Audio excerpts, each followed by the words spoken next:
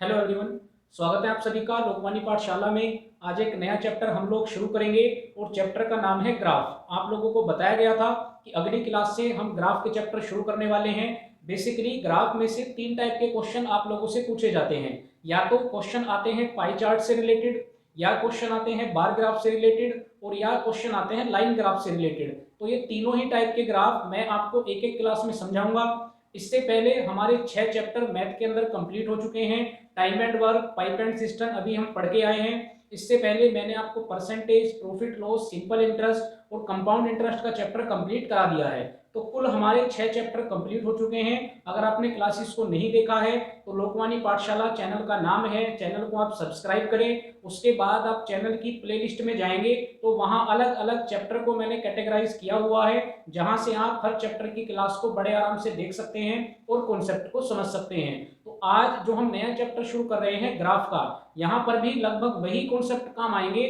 जो मैंने आपको पिछले चैप्टर में बताए हैं। और जैसा मैंने आपसे बताया कि ग्राफ बेसिकली तीन टाइप के ज्यादातर एग्जाम के अंदर पूछे जाते हैं। पहला पाई चार्ट, दूसरा बार ग्राफ और तीसरा लाइन ग्राफ। तो आज की क्लास में मैं आपको पहले पाई चार्ट वाले क्वेश्चन कराऊंगा। और पाई चार्ट के अंदर भी दो कैटेगरी वाले क्वेश्चन आते हैं। या तो आपको पाई चार्ट परसेंटेज से दिया जाता है और या आपको पाई चार्ट डिग्री में दिया जाता है। तो एक एक क्वेश्चन हम दोनों का करेंगे, परसेंटेज वाले कॉन्सेप्ट को भी समझेंगे और डिग्री वाले कॉन्सेप्ट को भी समझेंगे। दोनों ही क्वेश्चन एग्जाम वाले में आपको कराऊंगा। और उसके बाद आप अपनी बुक से केवल और केवल पाई चार्ट के क्वेश्चन की प्रैक्टिस करें। अगर आपको कोई डाउट आता है तो वो आप मुझे कमेंट बॉक्स में लिख के बताएंगे। तो चलिए भाई, पहले पाई चार्ट क्वेश्चन की तरफ चलते हैं। एक बार इंस्ट्रक्शन पढ़ लेते हैं। लिखा हुआ है डिंपल द्वारा अलग अलग विषयों में जो प्रतिशतता प्राप्त की गई है वो आपको दी गई है और 4 क्वेश्चन आपसे पूछे गए हैं। तो पहला क्वेश्चन है, यदि डिंपल द्वारा प्राप्त किए गए कुल अंक 1875 हैं, तब डिंपल द्वारा अंग्रेजी यानी इंग्लिश और साइंस यानी अंग्रेजी और विज्ञान में प्राप्त अंकों के बीच कितना अंतर है, ये आपको बताना है। भाई आपको क्या दिया गया है, ये आपको एक पाई चार्ट दिया गया और इस पाई चार्ट के अंदर आपको अलग अलग सब्जेक्ट की परसेंटेज दी गई है जो डिंपल को मिली है। तो ये आपको सब्जेक्ट दिए गए हैं और ये उनकी प्रतिशतता दी गई है। क्वेश्चन क्या पूछा गया है कि डिंपल द्वारा प्राप्त किए गए कुल अंक। भाई कुल अंक का मतलब क्या है कि जो ये कंप्लीट उसके सब्जेक्ट हैं, इन सब में मिलाकर जो उनको अंक मिले हैं वो कितने हैं, वो 1875 हैं। तो भाई मैं आपसे पूछता हूं, ये तो आपके पास रियल वैल्यू है। अगर मैं आपसे पूछता हूं कि ये परसेंटेज में कितना होगा, तो आप परसेंटेज का चैप्टर पढ़ के आ रहे हैं। भाई परसेंटेज के अंदर कितना होगा, ये पूरा 100 होगा। भाई अगर आप इस पूरे को परसेंटेज में कैलकुलेट करते हैं तो वो कितना आएगा, वो 100% आएगा। और ये उसके कंप्लीट अंक दिए गए हैं। कितने अंक दिए गए हैं, 1875। यानी आप बोल रहे होंगे कि 100 का मान कितना है, तो 100 का मान 1875 है। क्या पूछा गया है, इंग्लिश और साइंस यानी अंग्रेजी और विज्ञान में जो अंक उसको मिले हैं उसके आपको क्या बताना है, उसके अंकों का अंतर बताना है। तो भाई आपको ये नहीं करना कि पहले आप 1875 का 24% निकालेंगे तो आप इंग्लिश के अंक लेके आएंगे, फिर आप 1875 का 16% निकालेंगे तो आप साइंस के अंक लेके आएंगे। ऐसा आपको कुछ नहीं करना। आपको सिंपली ये देखना है कि इसकी प्रतिशतता कितनी है, 24, और इसकी प्रतिशतता कितनी है, 16। तो दोनों की परसेंटेज में कितना अंतर है, तो भाई आप बोल रहे होंगे दोनों की परसेंटेज में 8 का अंतर है। तो भाई जितना परसेंट में अंतर होगा उतना ही अंकों में अंतर होगा। तो आपके पास 100% का मान कितना है, 875। तो आप क्या लिखेंगे, सॉरी 1875। तो 100 का मान कितना हो गया, तो 100 का मान 1875 हो गया। आपको कितने का मान निकालना है, आपको 8 का मान निकालना है। कैलकुलेट कर लीजिए। आप इसको 5 से काट सकते हैं, 5 से कटेगा 20 बार। इसको आप 5 से काटेंगे, 5 तिया 15, 3 बचेंगे, 5 सत्ते 35, 2 बचेंगे, 5 पंजे 25। वापस इसको 5 से काट दीजिए, 5 चौक 20। इसको 5 से काटेंगे, 5 सत्ते 35 और 5 पंजे 25। 4 से आप 8 को काट दीजिए, 2 बार कटेगा।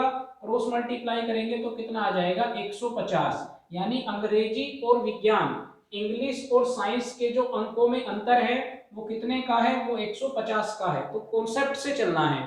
आपको ना अलग अलग अंक निकालने हैं ना उनका डिफरेंस निकालना है, आपको केवल परसेंटेज का अंतर निकालना है और उसकी आपको कैलकुलेशन करनी है। चलिए दूसरे क्वेश्चन की तरफ चलते हैं। लिखा हुआ है इंग्लिश यानी अंग्रेजी में प्राप्त किए गए अंक आर्ट में प्राप्त किए गए अंकों से कितना अधिक हैं। प्रतिशत नहीं पूछा है, अंकों की वैल्यू पूछी है कि कितने अंक अधिक हैं। तो हमें सिंपली क्या पता है भाई, इंग्लिश में कितना मिला है, 24% मिला है। आर्ट में कितना मिला है, तो आर्ट में 8% अंक मिले हैं। तो अगर आप प्रतिशत में अंतर निकाल के लाएंगे तो भाई 24 में से 8 को माइनस कर दीजिए, तो भाई आप बोल रहे होंगे 16% अधिक मिले हैं। लेकिन आपसे परसेंटेज नहीं पूछी गई है, आपसे एग्जैक्ट वैल्यू पूछी गई है। तो अभी आपने क्या कैलकुलेट किया भाई, आपको पता है कि टोटल उसको कितने मिले हैं, तो टोटल उसको 1875 अंक मिले हैं। तो ये आपका कितने प्रतिशत का मान है, ये आपका 100 का मान है। आपको कितने का मान निकालना है, आपको 16 का मान निकालना है। कैलकुलेट कर लीजिए, अभी आपने कैलकुलेशन करी थी तो भाई इसको आप डायरेक्ट 25 से भी काट सकते हैं। 25 से कितनी बार कट रहा है, 4 बार। इसको आप 25 से काटेंगे, 25 सत्ते 175, 12 बचेंगे, 25 पंजे 125। फिर आप 4 से 16 को काटेंगे तो कितनी बार कटेगा, 4 बार। 4 की मल्टीप्लाई आप 75 में करेंगे तो कितना आ जाएगा, 300।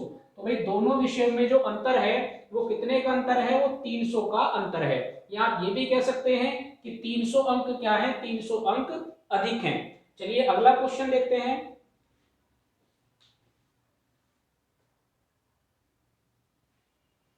चलिए भाई थर्ड वाला क्वेश्चन देखते हैं।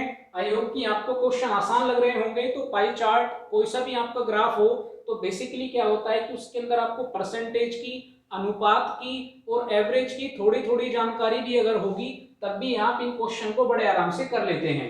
चलिए अगला क्वेश्चन पढ़ते हैं। लिखा हुआ है डिम्पल को एसएसटी और हिंदी में कुल कितने अंक प्राप्त हुए। तो भाई वही आपको सिंपल सा काम करना है। आप देखेंगे एसएसटी की परसेंटेज कितनी है, 32%।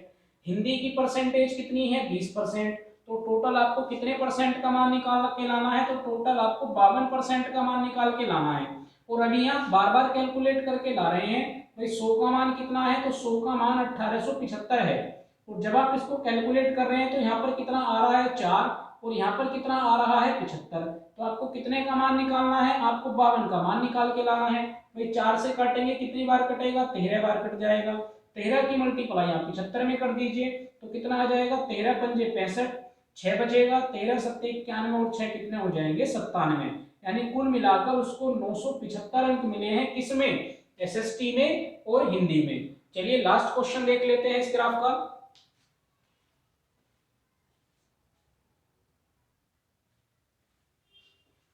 चलिए भाई क्वेश्चन नंबर 4 पढ़ते हैं। और ये बढ़िया सवाल है, एग्जाम में इस तरह से भी क्वेश्चन पूछ लिया जाता है।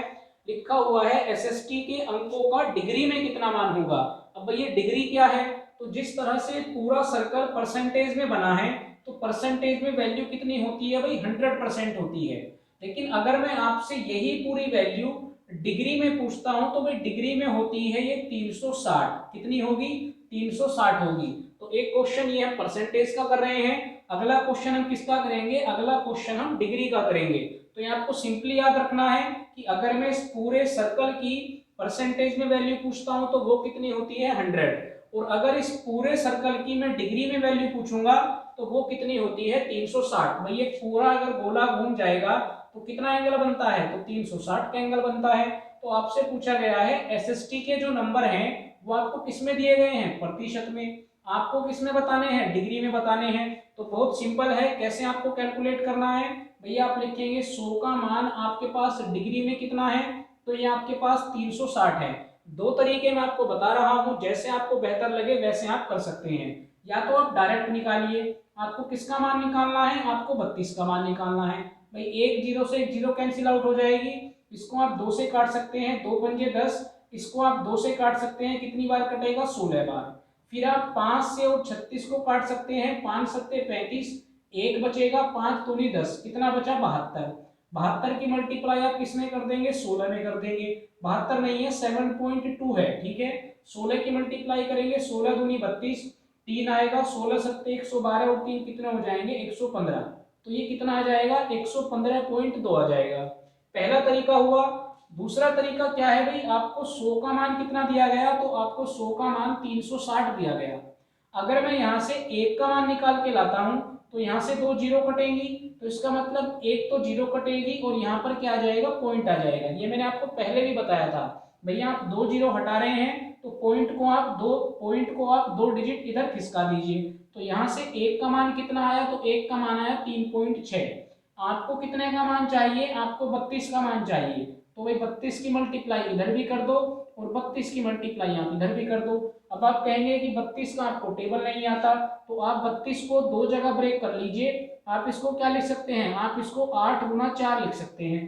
तो भाई 8 से मल्टीप्लाई करेंगे, 8 से 48, 4 बचेगा, 8 या 24 और 4 कितने हो जाएंगे, 28। पॉइंट यहाँ पर रहेगी।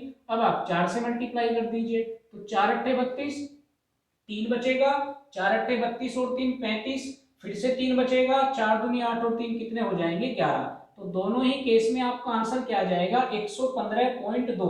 और ये अब क्या बन गए हैं, तो ये अब डिग्री बन गए हैं। तो ये वाला बढ़िया सवाल है, इस तरह का क्वेश्चन एग्जाम में पूछ लिया जाता है। तो आपको सिंपली पता हो कि 100 का मान कितना होता है, यानी परसेंट अगर 100 है तो डिग्री कितना होता है, 360 होता है। चलिए अब एक अगला क्वेश्चन करते हैं जो इसी पाई चार्ट का होगा, लेकिन वो डिग्री वाला क्वेश्चन होगा।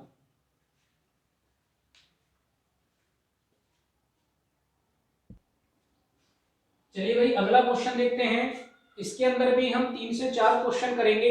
ये आपका कैसा पाई चार्ट बनेगा, ये आपका डिग्री वाला पाई चार्ट बना हुआ है। और आपको इंस्ट्रक्शन में क्या दिया गया है कि एक मकान को बनाने में कुल 6 लाख रुपए का खर्चा आया है। तो कुल 6 लाख रुपए का खर्चा मतलब ये उसका पूरा मटेरियल है या जो खर्चा उसमें हुआ है वो आपको दिया गया है। भाई इस्पात पे 54 डिग्री दिया गया, निरीक्षण पे भी 54 है, मजदूरी पे 90 है। तो ये आपको टोटल कैलकुलेशन दी गई है कि ये वो खर्चा है जो कंप्लीट उस मकान को बनाने पर हुआ है।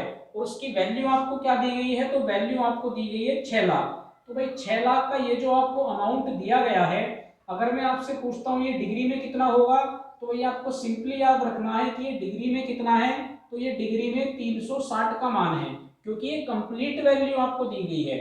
पहले क्वेश्चन की तरफ चलते हैं। तो लिखा हुआ है सीमेंट पर जो धनराशि खर्च हुई है वो आपको बतानी है। तो बड़ा सिंपल है, आपको सिंपली क्या देखना है, भाई सीमेंट पर कितना खर्चा हो रहा है, तो 72 डिग्री का हो रहा है। तो भैया आप बोल रहे होंगे कि 360 का मान कितना है, भाई 360 का मान है 6 लाख। 1 2 3 4 5 जीरो आपने लगा दी। कितने का मान आपको निकालना है, आपको केवल 72 का मान निकाल के लाना है। तो भाई एक जीरो से एक जीरो कैंसिल आउट हो जाएगी। 36 से आप 72 को काटेंगे, कितनी बार कटेगा, 2 बार। 2 की मल्टीप्लाई आप कर देंगे तो कितना हो जाएगा, 2 छिक 12। और आगे कितनी जीरो हैं, 1 2 3 4 जीरो हैं। तो इसका मतलब 1,20,000 रुपए किस पर लग गए, केवल और केवल सीमेंट पर लग गए। ये हो गया आपका आंसर। चलिए अगला क्वेश्चन देख लेते हैं।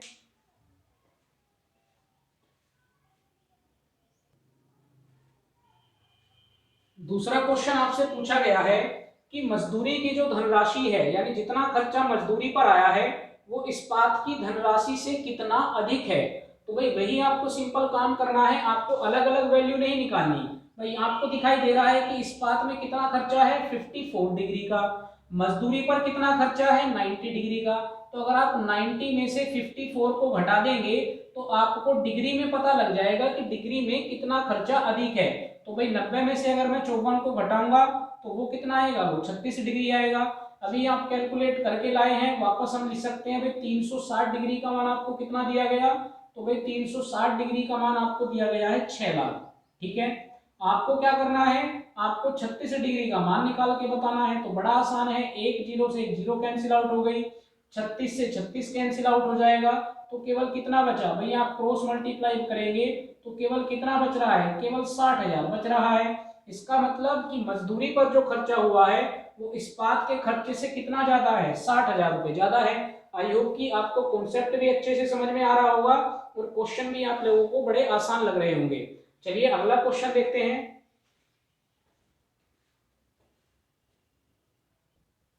चलिए भाई तीसरा क्वेश्चन पढ़ते हैं। और लिखा हुआ है सीमेंट इस्पात और निरीक्षण पर जो खर्च हुआ है उसका आपको औसत बताना है।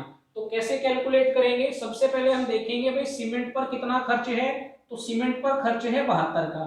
उसके बाद हमें किस पे पूछा है, उसके बाद हमसे पूछा गया है इस्पात। इस्पात पे कितना खर्च है, तो भाई 54 डिग्री का। उसके बाद निरीक्षण पे भी कितना खर्च है 54 डिग्री का, और इनका आपको औसत में वैल्यू बतानी है, यानी एग्जैक्ट उनका अमाउंट बताना है। तो वो आप कैसे कैलकुलेट करेंगे? तो भाई सिंपली पहले आप इन डिग्री का औसत निकाल के लाइए कि इन डिग्री का औसत कितना आएगा। अब औसत कैसे निकालते हैं? तो भाई औसत निकालने का फिलहाल मैं आपको बेसिक तरीका बता रहा हूँ। जितने आपको टर्म्स दिए जाएं उनको आप जोड़ लें, और जितने वो टोटल टर्म्स हैं काउंट करेंगे 1 2 3, तो टोटल 3 टर्म्स हैं, तो 3 से हम इसको क्या कर देंगे, डिवाइड कर देंगे। कैलकुलेट करेंगे 70 और 50 120, 150 120 और 50 कितने हो जाएंगे 170, और उसमें आप 10 को और जोड़ देंगे तो यानी ये आपके पास कितना आएगा 180 आएगा।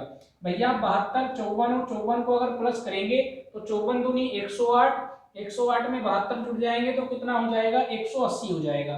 3 से आप इसको डिवाइड करेंगे तो ये जो आपके पास औसत आया, लेकिन ये औसत किस में आया भाई, ये डिग्री में आया, तो डिग्री में औसत कितना आया 60 आया। हमें किस में बताना है, हमें अमाउंट में बताना है। तो हमें सिंपल क्या पता है भाई, हमें सिंपल पता है कि 360 की वैल्यू कितनी है, तो 360 की वैल्यू 6 लाख है। हमें कितने का मान बताना है, हमें 60 का मान बताना है। तो भाई आपकी अगर कैलकुलेशन बढ़िया है तो आप इसको कई तरह से क्वेश्चन को कर सकते हैं।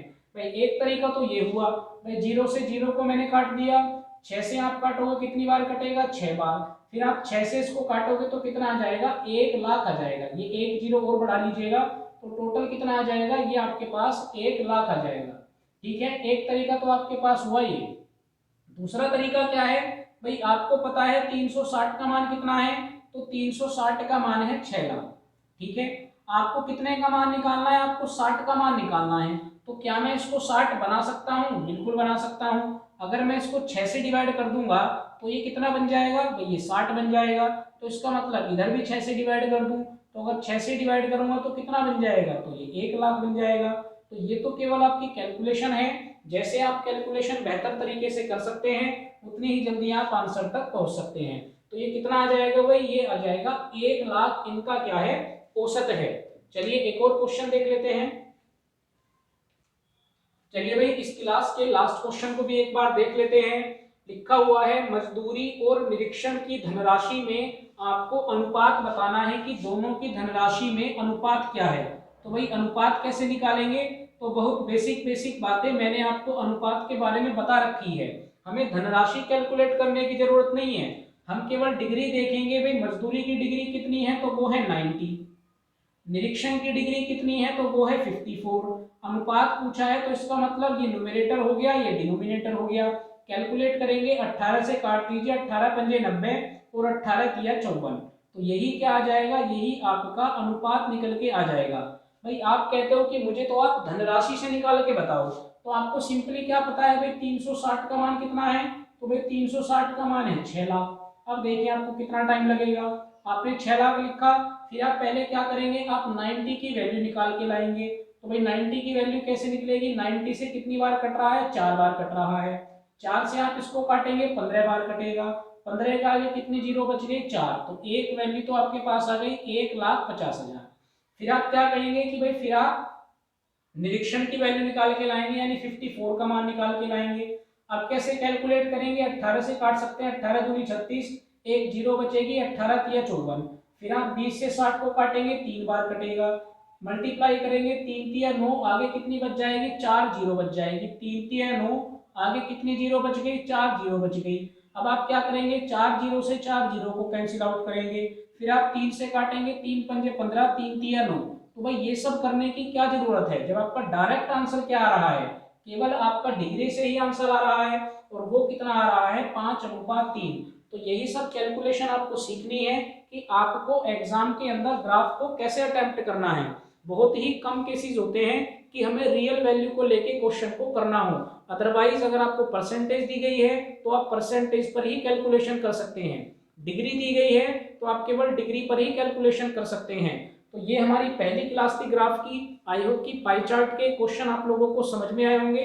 अगली क्लास के अंदर मैं आपको बार ग्राफ वाले क्वेश्चन कराऊंगा, और यही बेसिक सी चीजें हैं। आपको प्रतिशत वृद्धि, प्रतिशत कमी निकालनी आनी चाहिए, औसत का आपको केवल बेसिक कॉन्सेप्ट पता हो, अनुपात का आपको बेसिक कॉन्सेप्ट पता हो, तो ग्राफ वाले क्वेश्चन बिल्कुल भी हार्ड नहीं होते हैं। अगर आपको क्लास के कॉन्सेप्ट अच्छे लग रहे हैं तो चैनल को सब्सक्राइब जरूर कीजिए। कैसे सब्सक्राइब करना है, तो यूट्यूब के सर्च बॉक्स में आपको लिखना है लोकवाणी पाठशाला, LOKWANIPATHSHALA,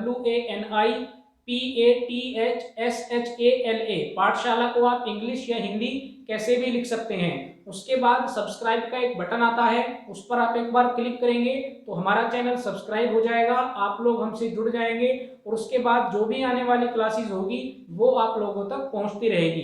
तो अगर आपको क्लास के कॉन्सेप्ट अच्छे लग रहे हैं तो चैनल को सब्सक्राइब जरूर करें, खुद भी करें, अपने दोस्तों से भी कराएं, ताकि उनको भी नए कॉन्सेप्ट की जानकारी हो। रीजनिंग की क्लास भी आपको डेली मिल रही है। अगली क्लास में मैं आप लोगों के लिए पाई चार्ट के बाद बार ग्राफ वाले क्वेश्चन लेकर आऊंगा। तो अगली क्लास में वापस आप लोगों से मुलाकात होगी। Thank you.